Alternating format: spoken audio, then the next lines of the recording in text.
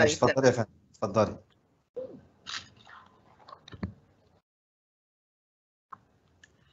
Bonsoir, chers élèves. On espère que vous avez passé une bonne semaine et on est très content de vous rencontrer une autre fois dans cette émission de la langue française, première année secondaire, première langue. Dans cette séance, nous allons travailler la compréhension écrite, proposition de la sortie, grammaire, le subjonctif, vocabulaire, exprimer ses sentiments et en fin de compte, on va terminer par la traduction. Commençons maintenant par la proposition de la sortie. Bon, bonsoir chers collègues, on commence. Proposition de la sortie. Lisez ce dialogue, puis répondez aux questions suivantes. Deux amis discutent à l'heure du déjeuner. Sophie, ça te dirait d'aller au cinéma demain soir? Près de chez moi, on passe le dernier film d'Almodovar, Tout sur ma mère. Clara, tu crois que c'est un bon film? Je n'en ai pas entendu parler. Sophie, on m'a dit que c'était une belle histoire, un peu triste. L'actrice principale est magnifique dans son rôle de mère et le film est très bien construit, bien émouvant.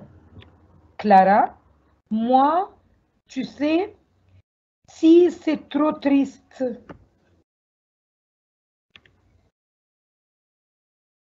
Bon, madame, qu'est-ce que ça veut dire construit? Ah, on dit un film bien construit, c'est-à-dire mis dans le bon ordre. C'est bien ordonné. Et émouvant? Oui, on dit un film bien émouvant, c'est-à-dire qui fait réagir en troublant. Bon, merci, madame. De rien. On continue.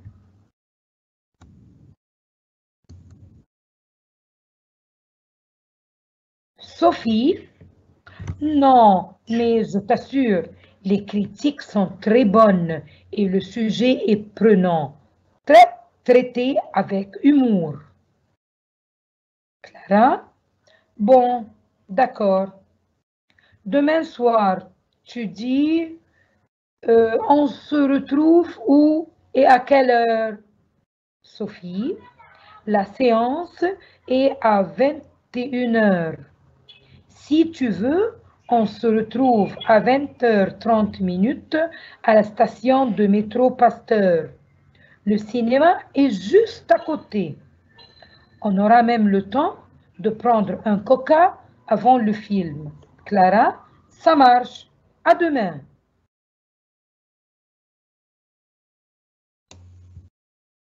Bon, madame, s'il vous plaît, critique. Oui, les critiques, c'est ce que l'on dit en bien ou en mal d'une œuvre. Et humour? Avec humour, c'est une façon de faire rire ou sourire en se moquant des choses désagréables qui vous est arrivées. Et pour le mot, la séance? Ah, la séance, ici en ce qui concerne le cinéma, ici on parle de cinéma, on dit nous sommes allés au cinéma à la séance de 16 h, au spectacle qui commence à 16 h. Merci, madame. C'est clair comme ça? Oui, merci, madame. D'accord. On continue. On a terminé la lecture. On va passer aux questions.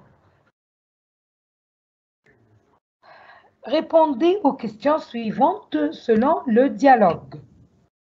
Quelle sortie propose Sophie? Je pense d'aller au cinéma.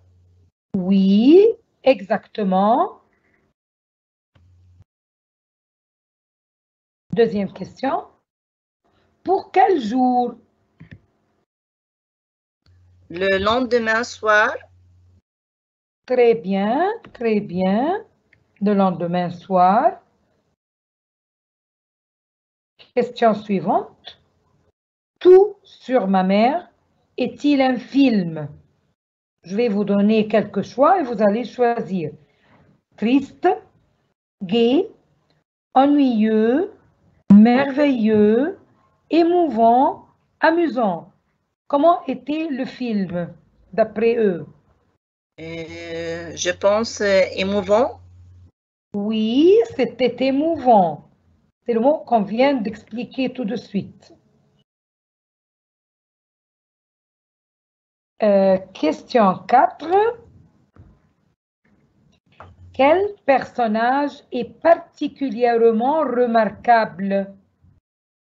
C'est la mère. Oui, c'était le rôle de la mère. Oui. Cinquième question. Quel est l'avis des critiques sur le film? Le film est très bien construit, très émouvant. Oui. Et je pense aussi le sujet est prenant, traite avec humour. Oui, traité avec humour. Oui, très bien.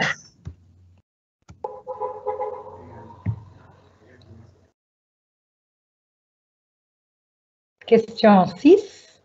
Comment le film est-il traité?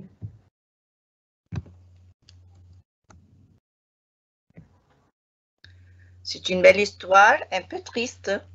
Oui. Et le film est très bien construit, très émouvant. Très bien, très bien. Je vois très bien que vous avez très bien saisi le dialogue ou plutôt le document. Question numéro 7.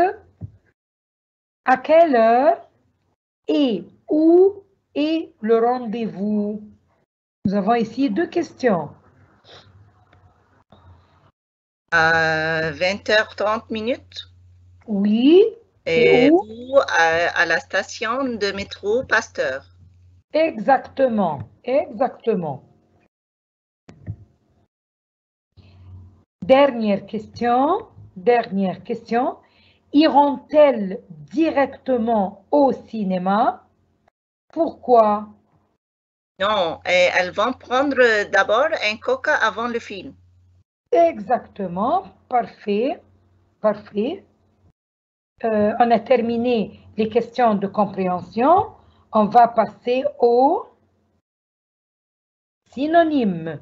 Choisissez le synonyme convenable, toujours d'après le dialogue. Toujours d'après le dialogue. Chez moi, vous avez 4 choix. Ma maison, mon travail, mon pays, mon établissement. Ici. C'est ma maison. Oui, oui, oui. Deuxième synonyme, magnifique, magnifique. Nous avons 4 choix. Splendide, dégoûtant, affreux, horrible. Nous voulons le synonyme. Faites attention. Je pense à... Oui, splendide. Une chose magnifique, c'est une chose splendide. Bravo. Troisième synonyme, triste, triste. Heureux, gai, joyeux, sinistre. Je pense des sinistres. Oui, oui, sinistre, c'est le synonyme de triste, d'après le dialogue, oui. Quatrième synonyme, sujet, le sujet, c'est conversation ou récit ou thème ou annonce, d'après le dialogue. Et c'est thème? Oui, le sujet ici, c'est le thème du roman plutôt, ou du film. Cinquième et dernier synonyme, séance, séance, rendez-vous ou réunion ou spectacle ou entretien. Je pense que c'est spectacle. Oui, puisqu'on parle du cinéma, alors on dit spectacle. Bravo, bravo. On a terminé le synonyme, on passe aux antonymes. Aux antonymes.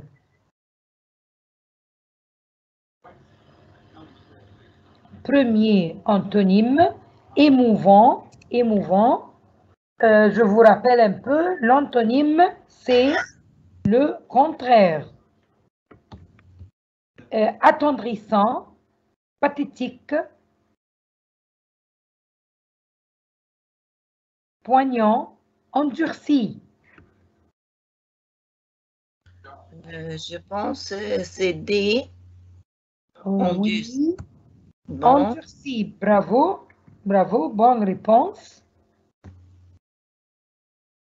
Deuxième antonyme, humour, humour. Comique, drôle. Ah, je m'excuse, j'ai fait une faute de tape. Ici, comique, c'est répété 2 fois. Je vais l'enlever, on va mettre amusant, comique, drôle, amusant et triste. Quelle est la bonne réponse ou le bon choix?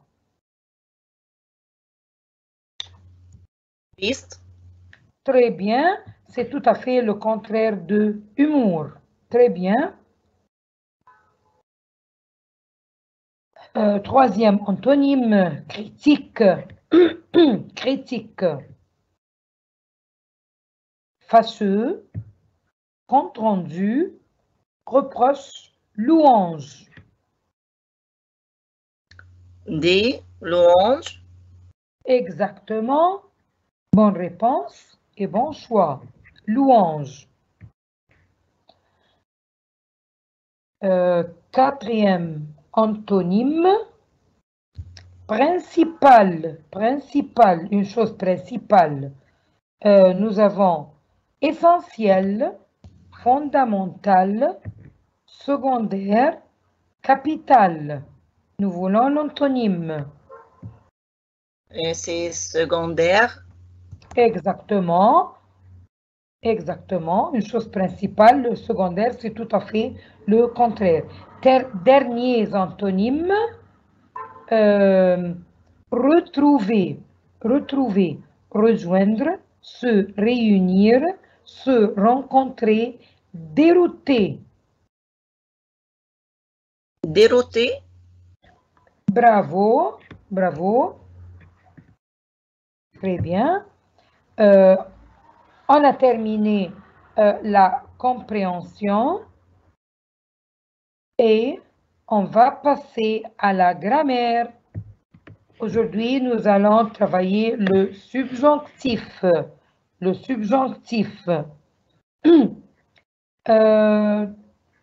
Aujourd'hui, dans notre cours, on va expliquer le temps du subjonctif. Mais avant de passer ou entrer dans les détails, on vous pose une question. La première, quand on utilise le subjonctif? Quand j'utilise le subjonctif? J'utilise le subjonctif pour exprimer le doute, le souhait, l'ordre, la défense, le volonté et l'obligation. Ce sont les choses où je vais employer le subjonctif. Aujourd'hui, nous n'allons pas tout travailler, on va expliquer l'obligation pour exprimer une obligation en emploi. Il faut que, ici, nous allons utiliser il faut que suivi du subjonctif. D'accord?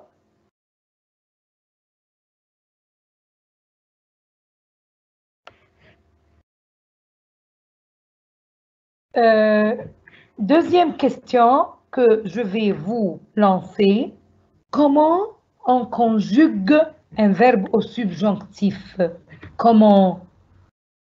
Nous allons voir ici. Quelle est la formation du subjonctif? C'est-à-dire, quelle est sa forme, ses terminaisons? Au temps du subjonctif, le verbe est suivi d'une conjonction de subordination que. Il faut qu'il y ait dans la phrase la conjonction de subordination que.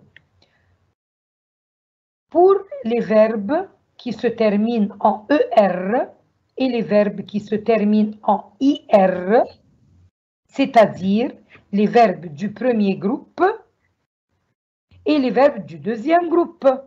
Dans ces deux types de verbes, le subjonctif est formé à partir du présent de l'indicatif à la troisième personne du pluriel et suivi des terminaisons E, ES, E, IONS, IEZ, ENT.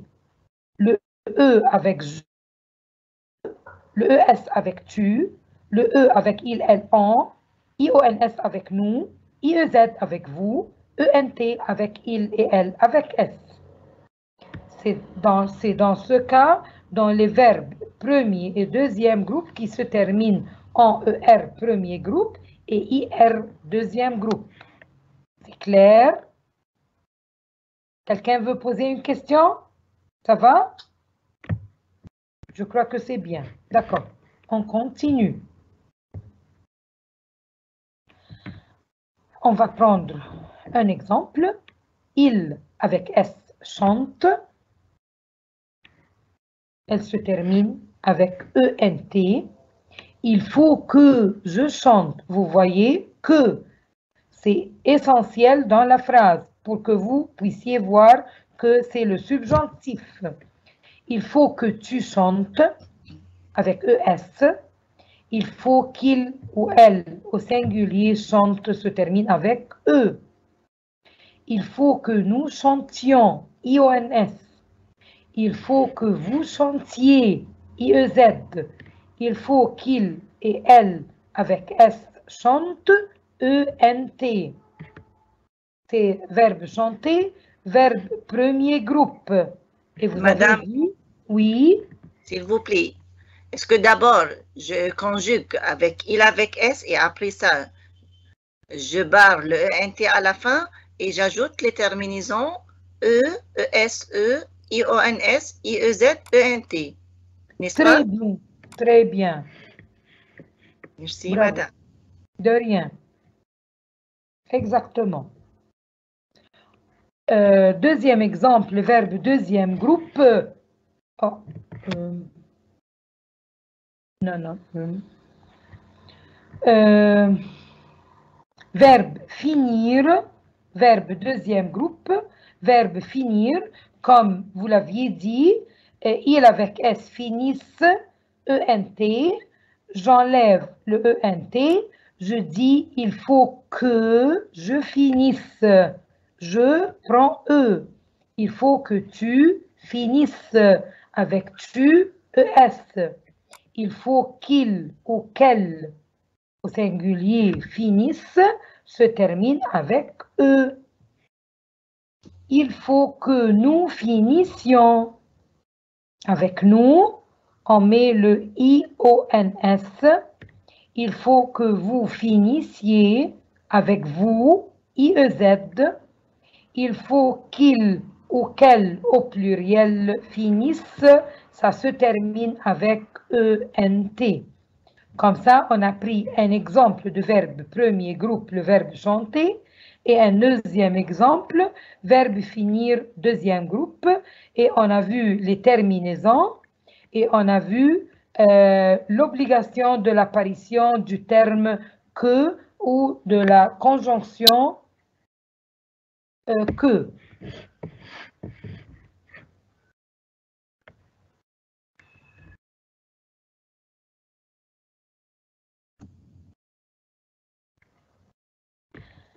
Nous allons passer, troisième cas, pour les verbes en RE. Ce n'est pas ni premier groupe, ni deuxième groupe. Ce sont les verbes qui se terminent avec RE. Le radical. Ce sont les verbes du troisième groupe. Oui, oui, très bien. Le radical du verbe au présent de l'indicatif se change avec nous et vous. C'est-à-dire, c'est régulier dans tout, sauf nous et vous. Par exemple, le verbe boire, verbe troisième groupe, on dit nous buvons, ONS, vous buvez, EZ. Mais avec il avec S, on dit ils boivent, ENT. Et si il au singulier, on dit il boit. Alors, vous avez vu que le changement a eu lieu seulement avec nous et vous. On a observé, voilà, qu'il y a un changement au radical du verbe. Donc, au subjonctif, le verbe, ça sera que je boive, que tu boives, ES, qu'il ou qu'elle au singulier boivent, que nous buvions, IONS ici, c'est le changement. Que vous buviez, IEZ, toujours, c'est ici qu'il y a eu le changement. Enfin, qu'il ou qu'elle avec S au pluriel, boivent, ENT. C'est clair? Oui, madame, c'est clair. D'accord.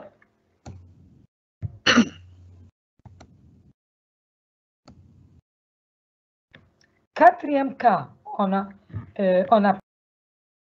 premier groupe et deuxième groupe. On a parlé des verbes troisième groupe où il y a un changement. Nous allons passer à la quatrième chose. Il existe quelques verbes irréguliers. Irréguliers, c'est-à-dire ce sont des verbes où il y a un très grand changement. Par exemple, que je sois, que tu sois, qu'il ou qu'elle soit, que nous soyons, que vous soyez, qu'il ou qu'elle avec S soit. C'est verbe quoi? C'est verbe être, madame. Oui, vous voyez, c'est écrit verbe être et vous voyez, on a dit que je sois. C'est tout à fait différent. Il n'y a aucune lettre commune entre les deux. Alors, ce sont des verbes irréguliers. Premier verbe, c'est verbe être. Ensuite, deuxième verbe irrégulier, c'est le verbe avoir. Bravo. Que j'ai, que tu es, qu'il ou qu'elle au singulier est, que nous ayons, que vous ayez, qu'il ou qu'elle avec S et ça se termine avec ENT. Toujours, ce sont les mêmes terminaisons. Troisième verbe irrégulier après être et avoir, c'est le verbe aller. Que j'aille, que tu ailles, qu'il ou qu'elle au singulier aille, que nous allions. Vous voyez ici, c'est un peu différent. Que vous alliez, qu'il ou qu'elle avec S, aille, A-I-E-N-T. Non, non, non. E-N-T seulement. Je m'excuse.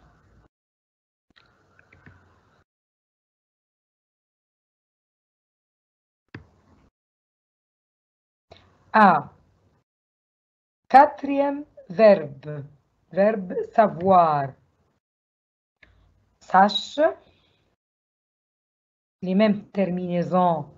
Si je dis que je sache que tu saches ES, qu'il ou qu'elle sache au singulier que nous sachions IONS, que vous sachiez IEZ, qu'il ou qu'elle avec S sache ENT. C'est le quatrième verbe irrégulier après être, avoir et aller. Ensuite, verbe faire, il se transforme en fasse plus les terminaisons, que je fasse que tu fasses ES, qu'il ou qu'elle au singulier fasse que nous fassions IONS, que vous fassiez IEZ, qu'il ou qu'elle avec S au pluriel fasse ENT.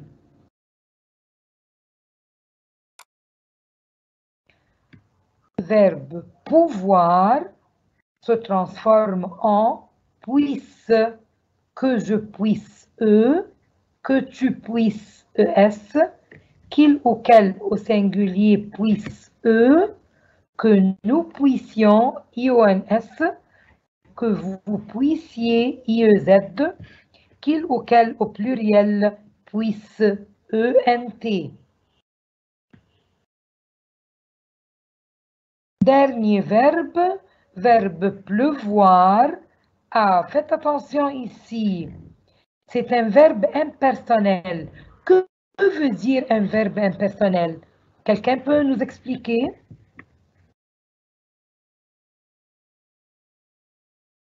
Bon, je vais vous expliquer. Ici, un verbe impersonnel, c'est-à-dire qu'on ne peut l'utiliser que avec il seulement, il impersonnel, qu'il pleuve. Parce qu'il pleut, c'est pas quelqu'un qui fait ça. Madame, s'il vous plaît, est-ce qu'on peut utiliser il avec S aussi? Qu'il pleuve avec S. Ou c'est il seulement? Je crois qu'il pleut, il seulement au singulier, le il au pluriel, je ne crois pas. Comment vous voyez-vous? J'entends vos Non, bien sûr que c'est le il au singulier seulement. C'est impersonnel parce que il n'y a personne qui le fait. C'est quelque chose de qui oui. toujours c'est il au singulier. Oui. Alors, on ne peut pas utiliser il avec S. Toujours avec verbe pleuvoir, on utilise le il singulier impersonnel seulement. Merci, madame. De rien. On a terminé les verbes irréguliers.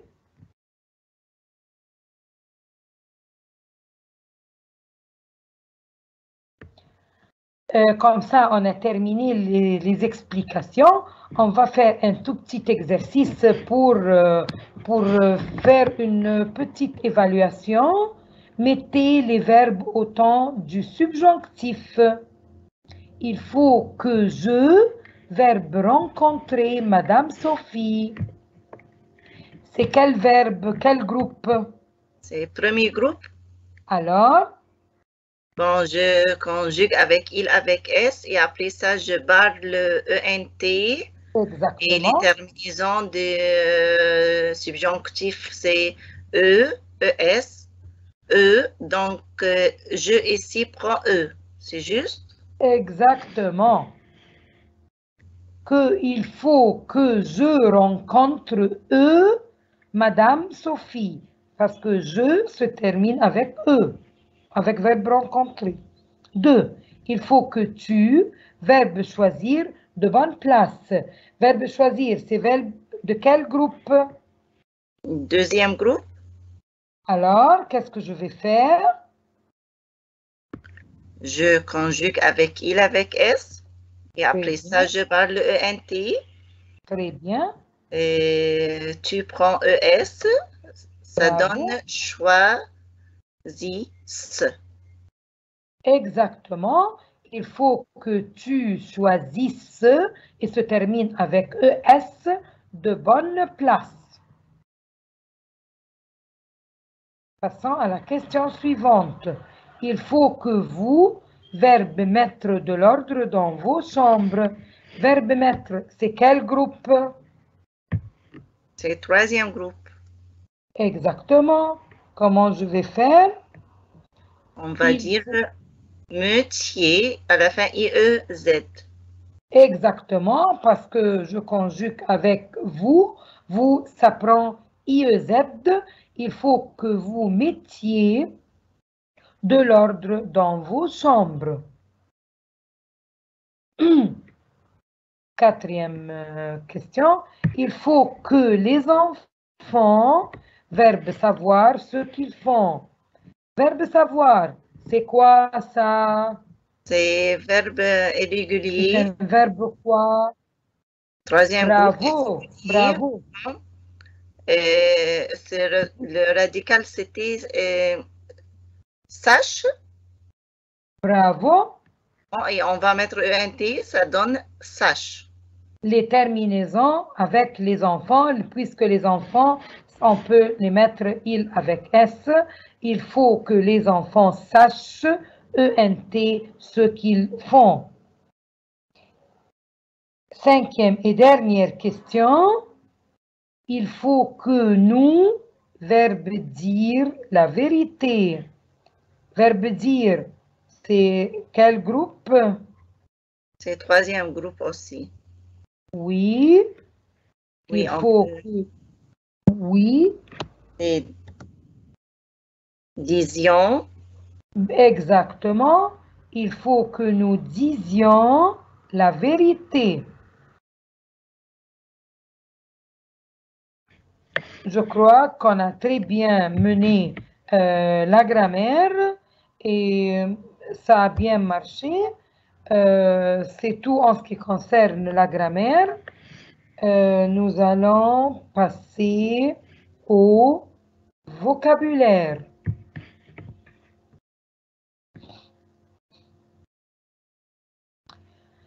Nous allons un peu voir quel sentiment perçois-tu dans les phrases suivantes. C'est-à-dire, vous allez vous exprimer et exprimer votre sentiment d'après chaque phrase.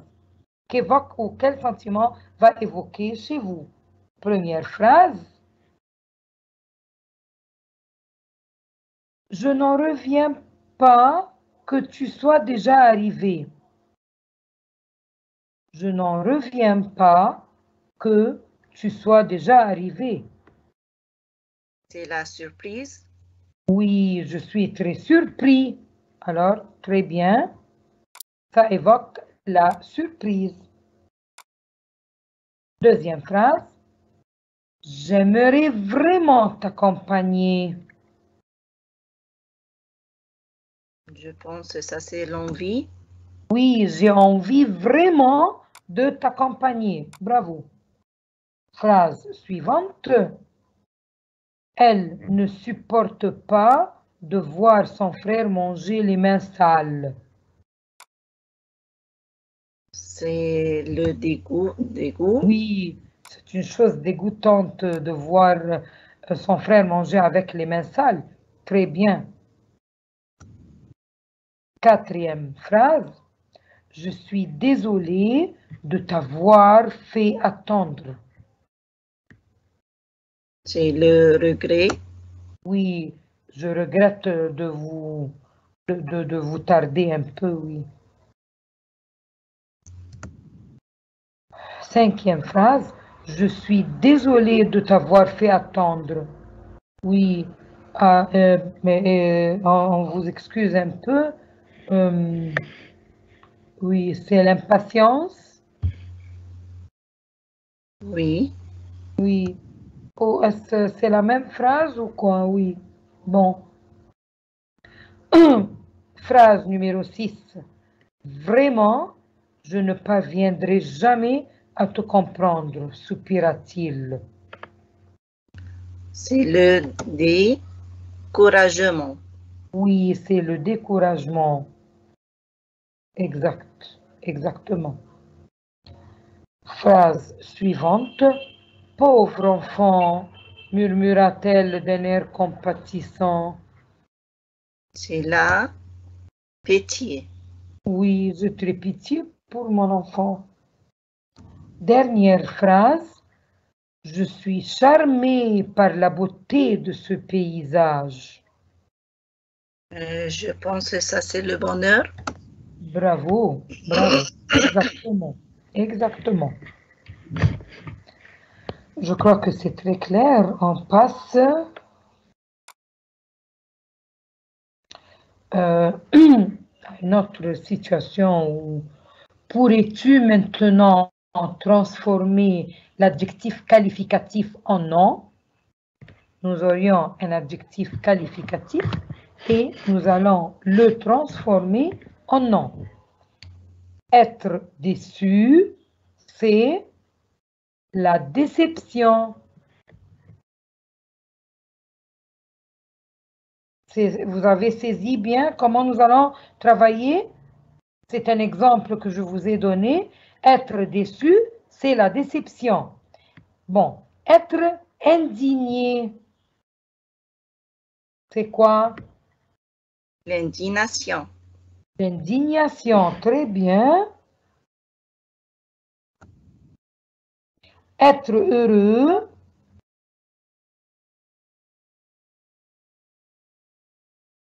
Et le bonheur, c'est le bonheur. Être inquiet, c'est l'inquiétude. oui. Être stupéfait,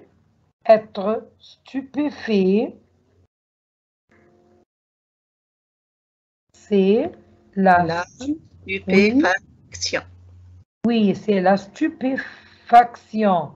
La stupéfaction, exactement. Être préoccupé. C'est la préoccupation. La préoccupation, bravo, préoccupation. Être compatissant. La compassion. Exactement. Être enchanté. L'enchantement. Enfin, être excité. C'est l'excitation. L'excitation, bravo, bravo. C'est très bien.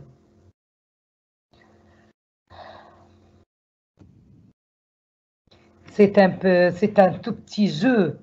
Peux-tu classer ces sentiments par ordre croissant d'intensité? Vous voyez? C'est un petit jeu un peu. Nous allons classer les sentiments. Ordre croissant, c'est-à-dire, on va augmenter l'énervement, la colère, l'agacement. Bon, je pense l'agacement, l'énervement et après la colère. Oui, c'est la fin, la colère, oui.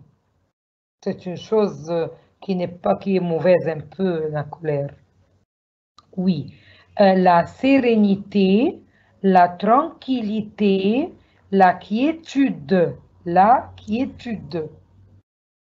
Bon, la tranquillité, la quiétude et à la fin, c'est la sérénité. Exactement. La sérénité, c'est une chose vraiment, c'est un calme, très bon calme à l'intérieur. L'enthousiasme, l'allégresse, la jubilation. L'enthousiasme, l'allégresse, la jubilation. Bon, l'enthousiasme, c'est un. Oui. Après ça, jubilation. Oui. Et à la fin, c'est l'allégresse. Oui. Exactement, bravo, bravo. Dernière chose, la tristesse, l'abattement, l'ennui. La tristesse et à la fin, c'est l'abattement. Bravo, bravo. On a terminé le vocabulaire d'aujourd'hui et on va terminer avec la traduction. Vous allez traduire en arabe.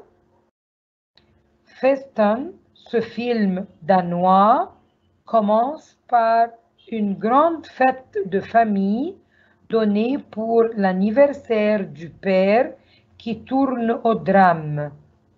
Le personnage central, un des fils, revient pour raconter à tous les invités ce que faisait leur père quand ils étaient enfants. Émouvant et dur, ce film est pourtant vrai. Nous allons lire la traduction en arabe. يبدأ الفيلم الدنماركي فيستن بحفلة عائلية كبيرة تقام بمناسبة عيد ميلاد الأب، ثم تتحول إلى دراما. تعود الشخصية الرئيسية أحد الأبناء ليخبر جميع الضيوف بما فعله والدهم عندما كانوا أطفالاً. هذا الفيلم مثير قاسي ومع ذلك واقعي. Comme ça, on a terminé notre séance d'aujourd'hui. J'espère que vous avez... Oh, bon, nous avons une autre traduction, je m'excuse. Traduisez en français. ذهبت ذات مساء لمشاهدة فيلم مع أصدقاء وقد أعجبوا بالرسوم المتحركة ووجدوها رائعة. أما أنا فقد وجدت الفيلم مملاً. لم تبدو لي القصة شيقة ولم تكن الرسوم المتحركة جيدة، فأصبت بخيبة أمل وانتابني الملل.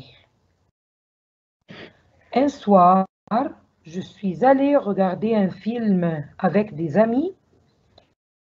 Ils ont aimé les dessins animés et l'ont trouvé fantastique. Quant à moi, j'ai trouvé le film ennuyeux. L'histoire ne me semblait pas intéressante et l'animation n'était pas bonne. Donc, j'étais déçue et ennuyée.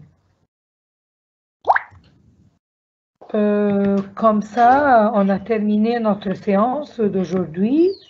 J'espère que vous aviez profité et que vous étiez un peu amusés. On remercie notre groupe Madame Wafa Abbas, directrice pour le développement du français, Madame Chérine Raghib, inspectrice générale d'Alexandrie, Madame Nayera Abdelkader, première inspectrice aux zones Montaza à Alexandrie, Monsieur Ahmed Zain, professeur de français à Alexandrie, Madame Inji Fathi, professeur au Caire, merci pour vous. Et enfin, moi-même, Madame Azza Al-Gamal, inspectrice aux zones Montaza à Alexandrie. On vous souhaite une très bonne soirée et merci et au revoir. Wassalamu alaikum wa rahmatullahi wa barakatuh.